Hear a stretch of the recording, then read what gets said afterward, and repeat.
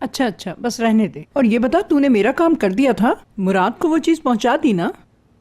अरे बिल्कुल भूल गया दादी, मैं तो वो रात को मैं दोस्तों के साथ पार्टी में था तो बिल्कुल याद नहीं रहा मुझे। जवानी में ये हाल है तेरे दिमाग का? हाँ, अम्मी जान,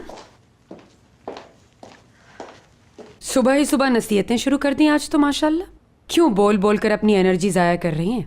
इसे भी एक थप्पड़ मारे जोरदार, जैसे रात मुझे मारा था।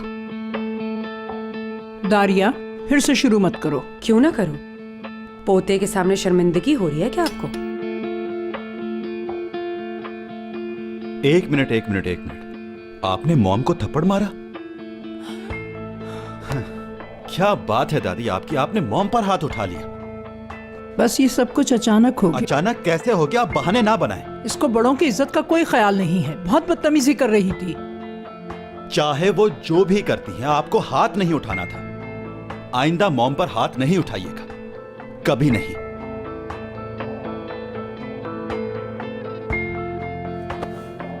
दुरुक, बेटा मेरी बात सुनो।